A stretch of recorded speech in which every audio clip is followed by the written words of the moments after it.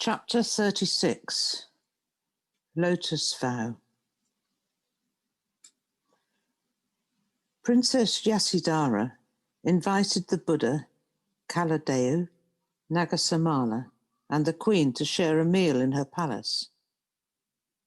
After they finished eating, she invited them to accompany her to a poor hamlet where she worked with children. Rahula joined them also. Yasidara led them to the old rose apple tree where the Buddha had first experience of meditation as a young child. The Buddha marveled how it seemed like only yesterday, when in fact 27 years had passed. The tree had grown much bigger over the years. At Yasidara's request, many poor children gathered by the tree. Yasidara told the Buddha that the children he had met there so many years ago were now married with families of their own. The children beneath the tree were between the ages of 7 and 12. When they saw the Buddha arrive, they stopped playing and formed 2 rows for the Buddha to walk between. Yasidara showed them beforehand how to greet the Buddha. They placed a special bamboo chair beneath the tree for the Buddha and spread a mat for Gautami, Yasodhara, and the 2 bhikkhus to sit upon. The Buddha felt happy to sit there. He thought about the days he had spent with the poor children of the village. He told the children about the buffalo boy, Savasti, and the young girl, Sujata, who gave him milk. He spoke about nourishing a heart of love by deepening one's understanding. He told them the story about rescuing the swan after his cousin had shot it down. The children listened to all he said with great interest. The Buddha motioned Rahula to sit down in front of him. Then he told all the children a past life story. Long ago, at the foot of the Himalayas, lived a young man named Megha. He was kind and industrious, though he was without money. He confidently set out for the capital, where he hoped to study. He took no more than his walking stick, a hat, a water jug, the clothes he was wearing, and a coat. Along the way, he stopped and worked on farms for rice and some money. By the time he reached the capital of Dipavati, he had accumulated 500 rupees. When he entered the city, the people seemed to be preparing for an important celebration. Wondering what the occasion was, he looked around for someone to ask. At that moment, a beautiful young woman walked by him.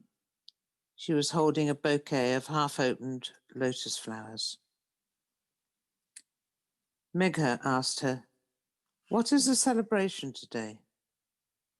The young woman answered, "You must be a stranger, or you would surely know that today the Enlightened Master Dipankara is arriving. He is said to be like a torch, lighting the path for all beings. He is the son of King Archimat, who left in search of the true path and has found it. His path brightens all the world, and so the people have organized this celebration to honor him." Megha was overjoyed to hear about the presence of an enlightened teacher. He wanted very much to offer something to the teacher and request to become his student. He asked the young woman, "How much did you pay for those lotus flowers?"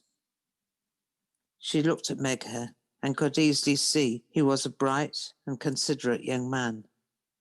She answered, "I only paid for 5. The other 2 I picked from the pond at my own home." Megha asked, "How much did you pay for the 5? 500 rupees. Megha asked to buy the 5 lotuses for his 500 rupees in order to offer the flowers to Dipankara. But the woman refused, saying, I bought these to offer to him myself. I had no intention of selling them to someone else. Megha tried to persuade her. But you can still offer the 2 you picked from your own pond. Please let me buy the other 5. I want to offer something to the Master.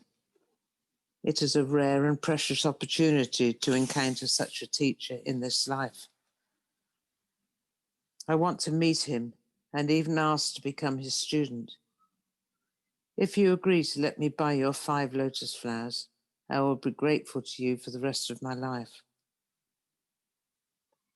The woman looked at the ground and did not answer. Megha implored her, if you let me buy those 5 flowers, I will do anything you ask. The young woman appeared embarrassed. She did not lift her eyes from the ground for a long moment. Finally, she said, I do not know what connection we have shared in a past life, but I fell in love with you the moment I saw you. I have met many young men, but my heart has never trembled in this way before. I will give you these flowers to offer to the Enlightened One, but only if you promise me that in this life and all other future lives I may be your wife. She said these words hurriedly and was almost out of breath when she finished. Megha did not know what to say. After a moment of silence, he said, You are very special and most honest. When I saw you, I felt something special inside, but I am seeking the path of liberation. If I'm married, I would not be free to follow the path when the right opportunity presents itself. The young woman answered, Promise that I will be your wife, and I vow that when the time comes for you to seek your path, I will not prevent you from going. On the contrary, I will do everything I can to help you fully achieve your quest. Megha happily accepted her proposal, and together they went to find the master, Dipankara. The crowds were so dense that they could barely see him up ahead, but even just capturing a glimpse of his face was enough for Megha to know that he was a truly enlightened one. Megha felt a great joy and vowed that he too would one day attain such enlightenment. He wanted to get closer to be able to offer Dipankara the flowers, but it was impossible to move through the throngs of people. Not knowing what else to do, he tossed his flowers into the air in the direction of Dipankara. Miraculously, they landed right in the arms of the master. Megha was ecstatic to see how the sincerity of his heart had made himself known. The young woman asked Megha to throw her flowers to the master too. Her 2 flowers also landed in the master's arms. Dipankara called out, asking the persons who had offered the lotus flowers to present themselves. The crowds parted for Megha and his young woman to pass. Megha clasped the young woman's hand. Together they bowed before Dipankara. The master looked at Megha and said, I understand the sincerity of your heart. I can see you have great resolve to follow the spiritual path, to attain total enlightenment, and to save all beings. Take comfort. One day in the future life, you will attain your vow. Then Dipankara looked at the young woman kneeling by Megha's side, and he spoke to her. You shall be Megha's closest friend in this life, and in many lives to come.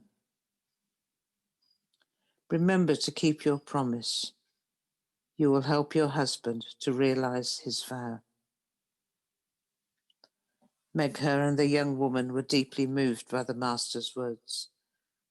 They devoted themselves to studying the path of liberation taught by the Enlightened One, Dipankara. Children, in that life and in many lives thereafter, Megha and the young woman lived as husband and wife. When the husband needed to leave in order to pursue his spiritual path, his wife helped him in every way she could.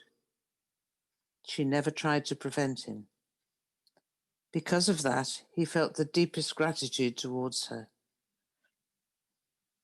At last he realized his great vow and became a truly enlightened one himself, just as Dipankara had predicted so many lifetimes ago.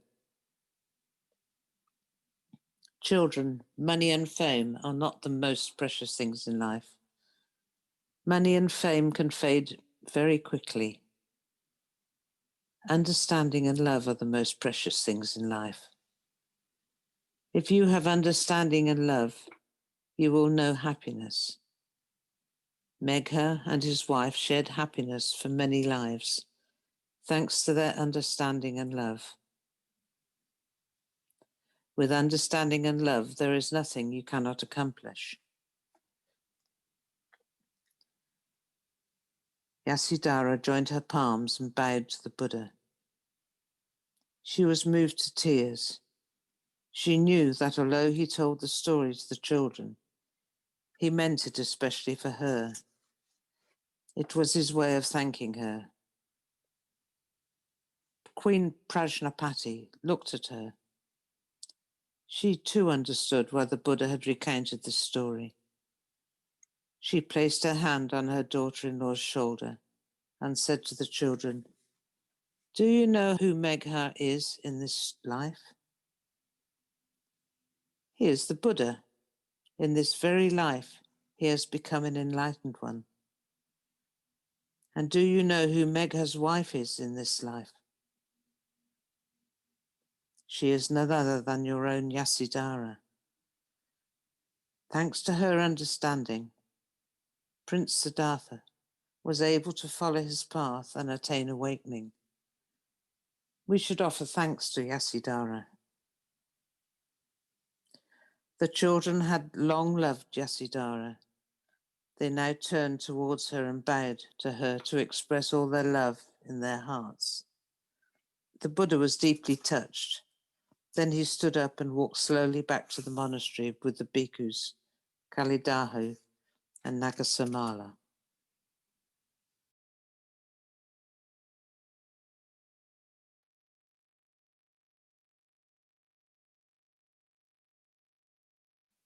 Chapter 37, A New Faith.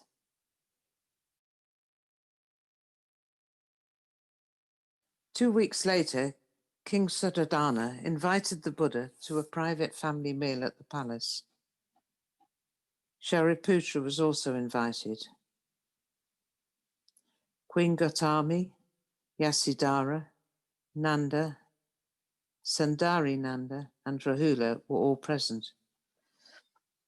In the close-knit atmosphere of his family, the Buddha showed them how to follow their breath, how to look deeply into their feelings, and how to do walking and sitting meditation.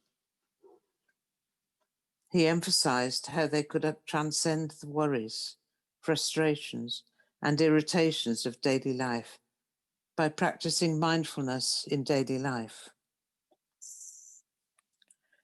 Rahula sat next to Shariputra and placed his small hand in the elder monk's hand. Rahula was very fond of Shariputra.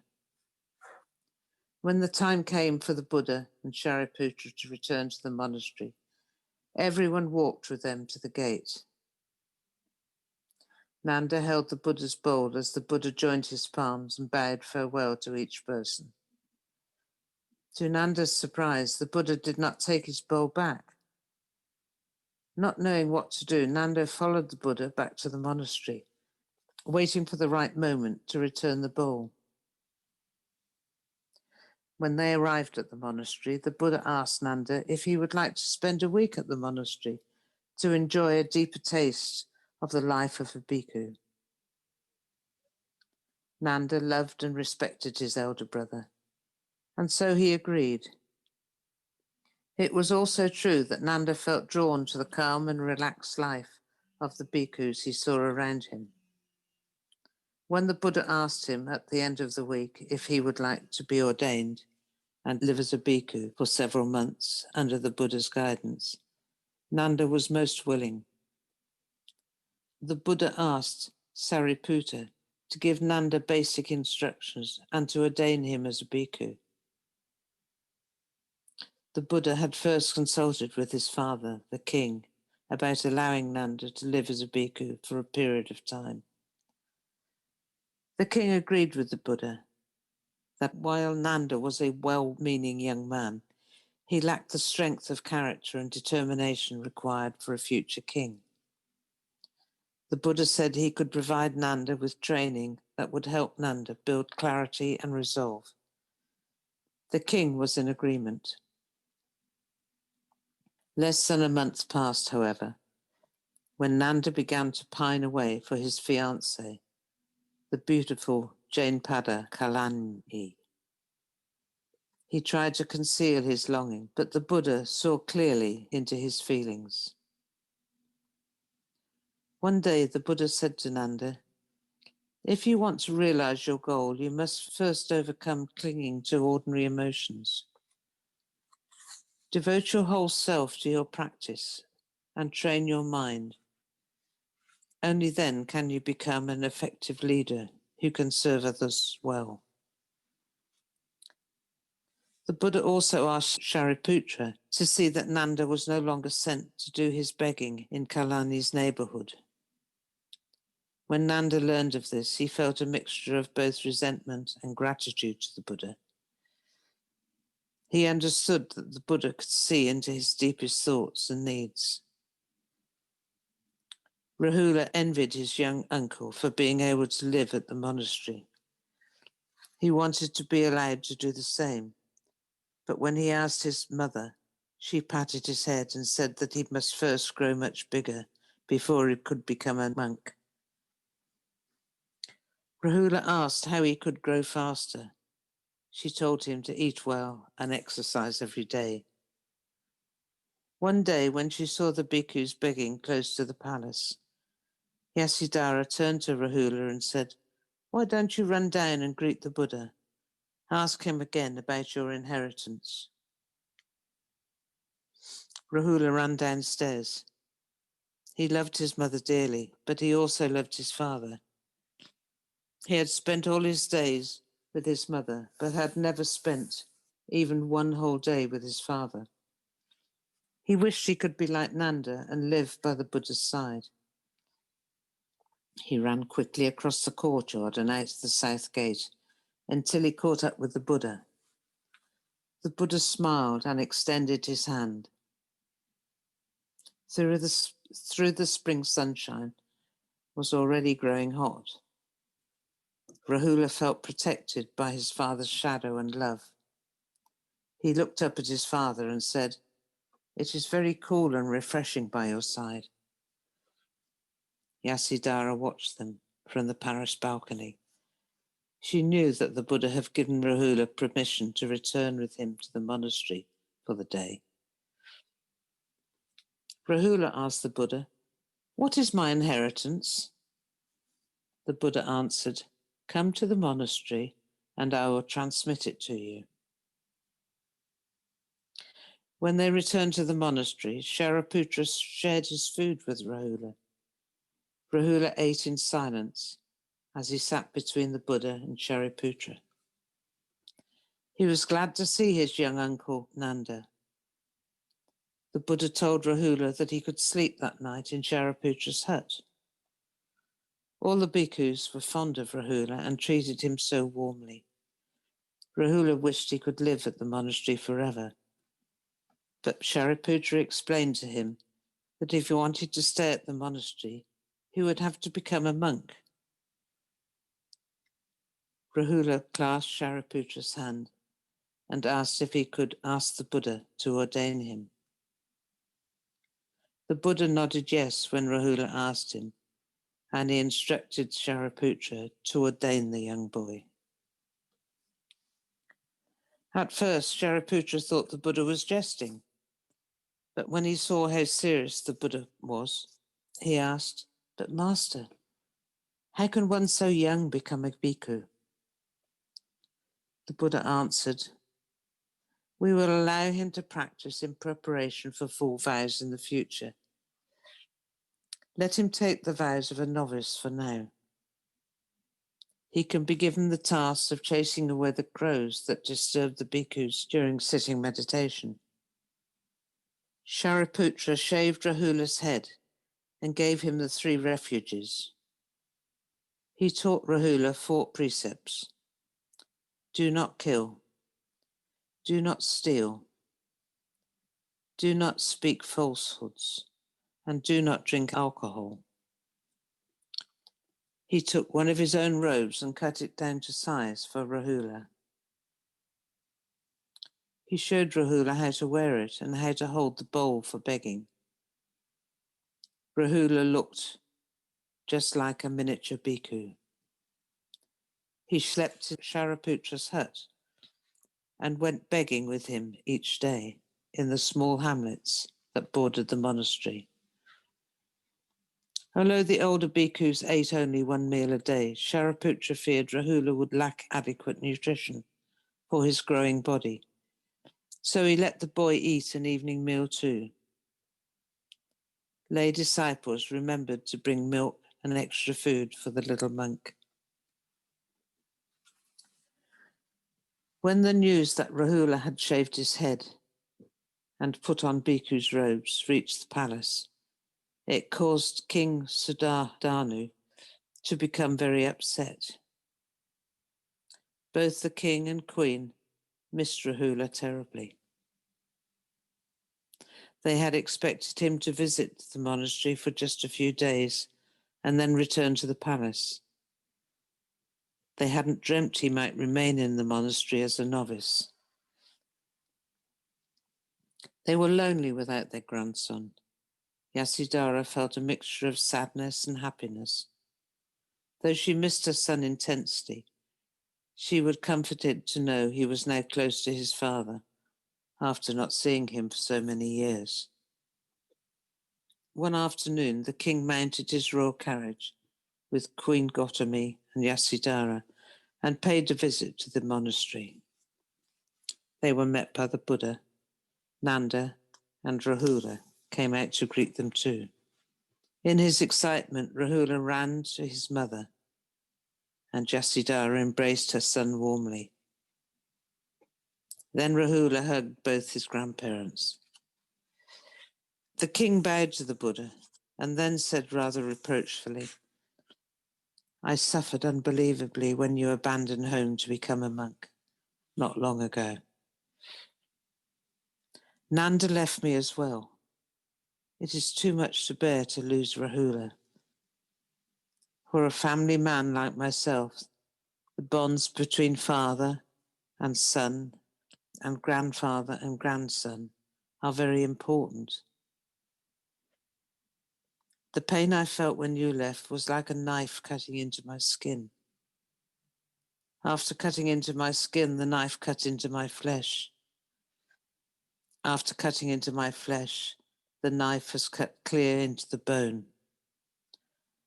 I beseech you to consider your actions. In the future, you should not allow a child to be ordained unless he has received prior approval by his parents." The Buddha tried to comfort the king by speaking about the truth of impermanence and the absence of a separate self. He reminded him that the daily practice of mindfulness was the only gate by which suffering could be overcome. Nanda and Rahula now had a chance to deeply live such a life. The Buddha encouraged his father to appreciate their good fortune and to continue to practice the way of awareness in daily life in order to find true happiness. The king felt his pain lighten. Gautami and Yasidara were also comforted and reassured by the Buddha's words. Later that day, the Buddha said to Shariputra, "From now on, we will not receive children into the community of bhikkhus without the approval of their parents. Please note that in our monastic code." Time passed quickly. The Buddha and his sangha had rested in the kingdom of Sakya for more than 6 months. New ordinations had increased the number of bhikkhus to more than 500. The number of lay disciples was too great to be counted. King Suddhodana also gave the sangha another place to build a monastery, the former summer palace of Prince Siddhartha, north of the capital, with its cool and spacious gardens. Venerable Shariputra organized a large number of bhikkhus to set up monastic living there. The presence of this new monastery helped assure a firm foundation for the practice of the way in the Sakya kingdom. The Buddha wished to return to Bamboo Forest in time for the rainy season retreat, as he had promised King Bimbisara and the bhikkhus who had remained there. King Suddhodana invited the Buddha for a last meal before his departure and asked him to give a discourse on the Dharma for the royal family and all members of the Sakya clan.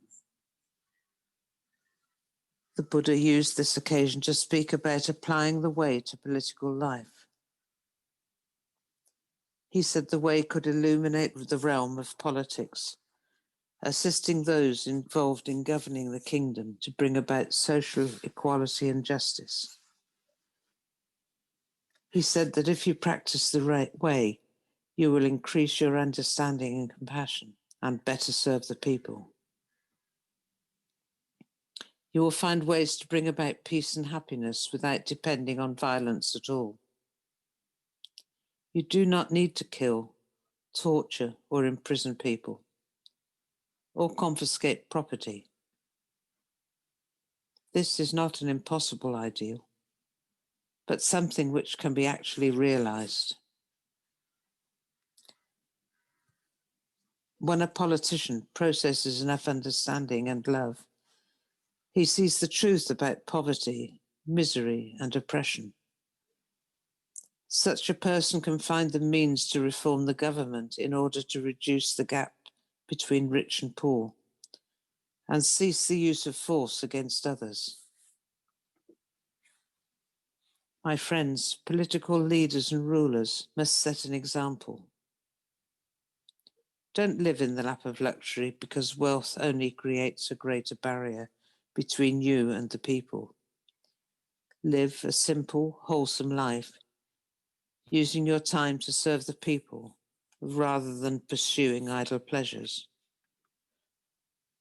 A leader cannot earn the trust and respect of his people if he does not set a good example.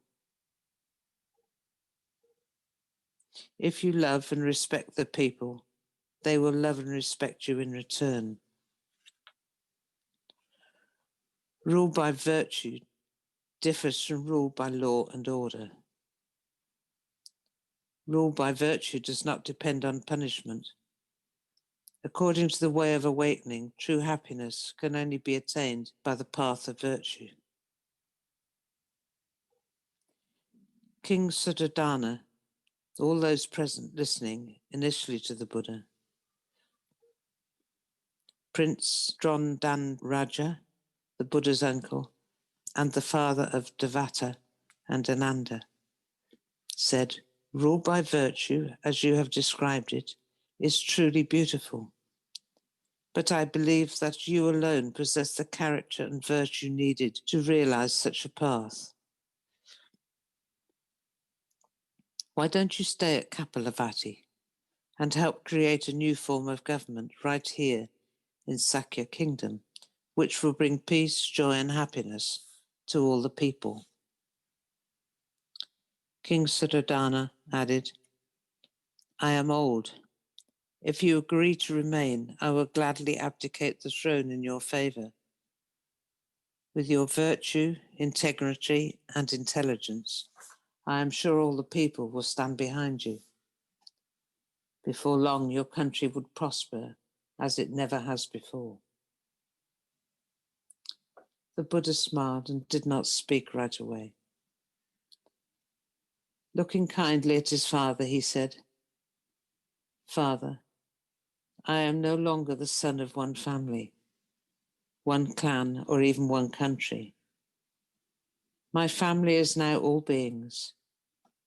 My home is the earth, and my position is that of a monk who depends on the generosity of others. I have chosen this path, not the path of politics. I believe I can best serve all beings in this way. Although Queen Gotami and Yasidara did not think it befitting to express their own views during this gathering, they were both moved to tears by the Buddha's words. They knew what he said was correct. The Buddha continued speaking to the king and all those present about the 5 precepts and how to apply them in family life and society. The 5 precepts were the foundation of a happy family and a peaceful society. He explained each precept carefully and concluded by saying, if you want the people to be united, you must first obtain their faith and trust. If political leaders practice the 5 precepts, the people's faith and trust will grow. With that faith and trust, there is nothing the country can't accomplish. Peace, happiness, and social equality will be assured. Create a life based on awareness. The dogmas of the past do not build faith and trust, nor do they encourage equality among people. Let the way of awakening offer a new path and a new faith. The Buddha assured them that although he would soon be departing from Magadha, he would return to Kapilavathi in the future. The king and all those present were glad to hear that.